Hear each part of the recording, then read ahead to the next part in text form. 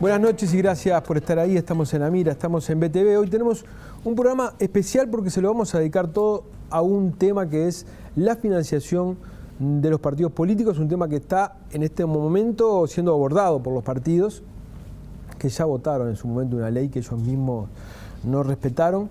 Y tenemos como invitado al politólogo Rafael Piñeiro, que hizo un trabajo muy riguroso sobre este tema. Rafael, muchas gracias por estar. Gracias por invitarme. Fito, buenas noches. ¿Qué tal? Fede. ¿Todo bien? Todo bien. Bueno, vamos a empezar, Fede, para plantear el tema, algunas cosas relativas a las normas de cómo están funcionando hoy. Sí, vamos a analizar un poco la legislación actual y entender por qué hay algunas normas que plantea esta legislación que hace que en vez de ser un filtro para evitar problemas de ingresos de fondos que no deberían a las campañas, la normativa actual termina siendo una rendija en la que pasa prácticamente todo. Entonces, el primer aspecto que vamos a analizar son las limitaciones a las donaciones anónimas, que es en definitiva el agujero negro por el cual entra un montón de dinero que no conocemos en absoluto su origen. Si vemos la primera placa, lo que dice la legislación actual es que se prohíbe la donación anónima de montos superiores a 4.000 UI, esto sería 14.600 pesos actuales, en conjunto no puede superar el 15% del total de ingresos. Hay un elemento acá fundamental que va a ser transversal a los distintos aspectos que analicemos, y es la falta de control y la falta de cualquier tipo de auditoría sobre estos números. Es decir, el partido político entrega los números y nadie le exige que un tercero independiente mire las cifras, busque la documentación y compruebe que efectivamente eso fue así, con lo cual fácilmente se puede fraccionar cualquier tipo de donación y presentarlas como donaciones anónimas dentro de la legislación actual, y eso pasa muy fácil en eventos, pongámosle, en los cuales los partidos políticos venden bonos de colaboración o una silla para una cena con un candidato, y entonces una persona bien puede comprar varias y fraccionarlas por debajo de los 14.600 pesos y pasar inadvertido, violando el espíritu de la legislación.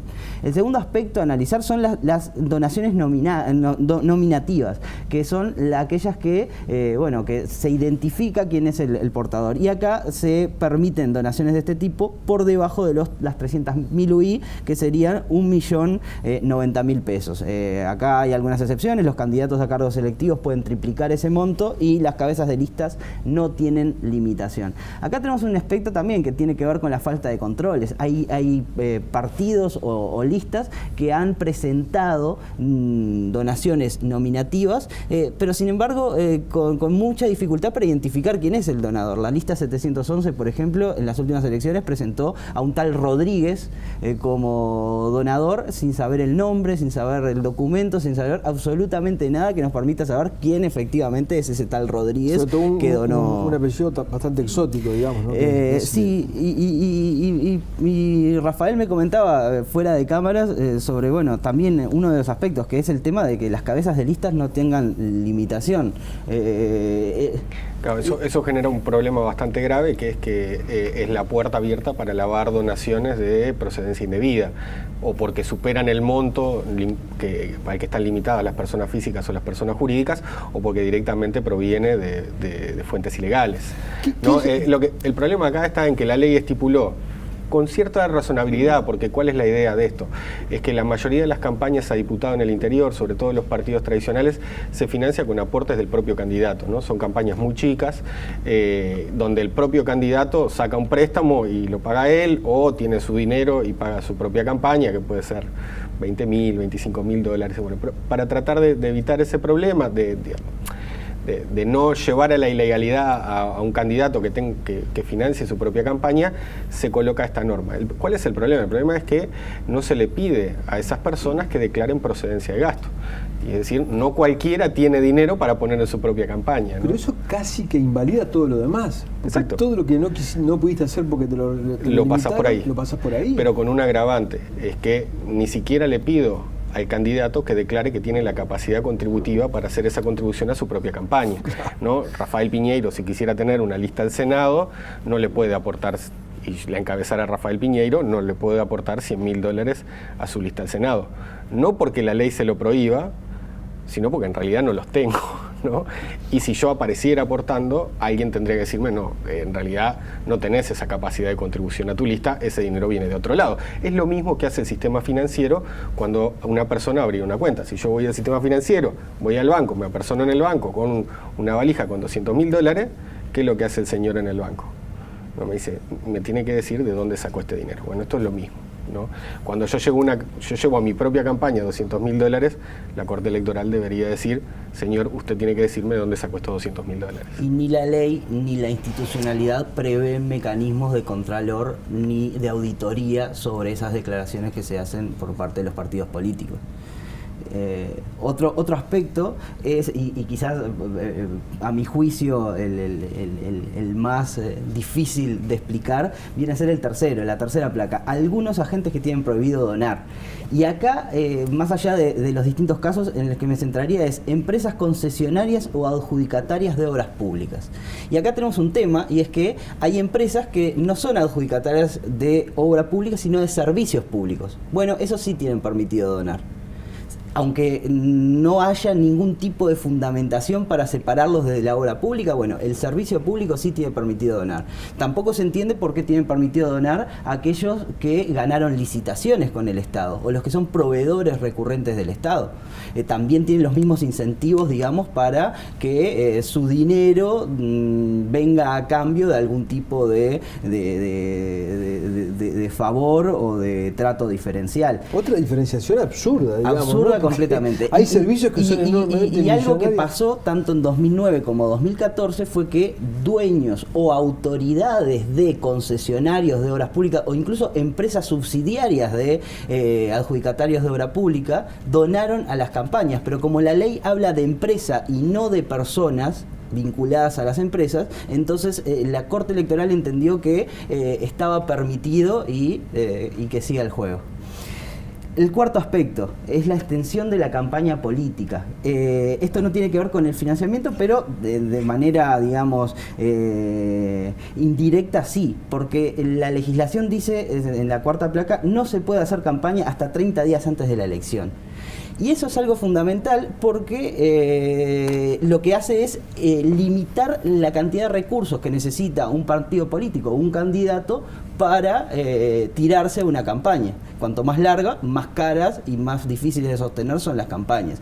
Y sin embargo esto se viola recurrentemente a través de fundaciones vinculadas a los partidos políticos que hacen campañas por ellas mismas, pero no son partido, con lo cual perfectamente pueden hacerlo, y después algunos avisos vinculados a los partidos, pero que dicen no llaman a votar por tal o cual candidato y por lo tanto no entrarían dentro de campaña en una visión muy fina y un poquito retorcida de lo que es la ley y su espíritu. ¿Por qué no puede hacer esto el sistema político, Fito? ¿Es porque a la gente no le importa? ¿Porque es un tema que está alejado de la gente? Porque lo que estamos planteando acá son cosas tan absurdas que rompen los ojos, ¿viste? O sea, no. Como siempre, llamaremos a la calma.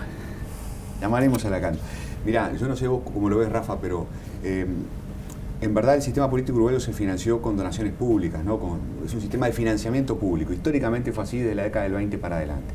Y todo el tema de la financiación privada es un tema que se pone arriba de la mesa en los últimos 10 años. Yo diría, en los últimos 10, 15 años. Cuando se extiende el ciclo electoral con la reforma del 96, ¿no? Que entra en vigencia en el 97, y empiezan a subir los costos de la tele, empiezan a subir los costos de la política, el tema del ingreso de los fondos privados, del financiamiento privado, se pone arriba de la mesa. Quiere decir que es un problema relativamente nuevo para la política uruguaya. Es un problema de los últimos, está bien, 20 años, no es tan nuevo. Pero en los últimos 20 años no es que no se hayan hecho nada. Hay un proceso creciente de toma de conciencia de los actores políticos y hay normas. El sistema político uruguayo viene trabajando, por lo menos desde el 2009, viene trabajando en normas sobre esto. Entonces, lo que estamos viendo son los problemas de una norma, pero una norma que existe. Son los primeros, lo que estamos viendo es un sistema político que viene tomando conciencia de este problema y que viene tratando de manejarlo. Vos ya anunciaste que en este programa, además del Rafa, va a haber otras cosas, ¿no?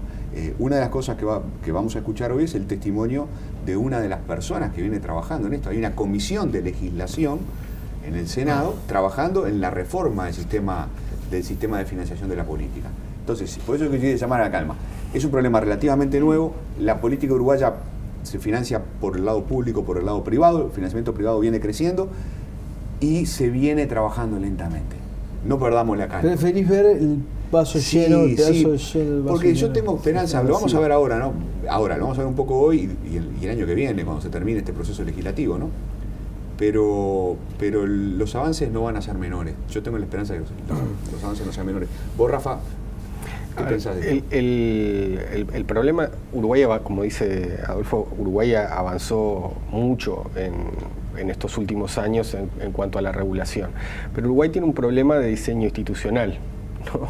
Que es cómo controla la actividad de los partidos, ¿no?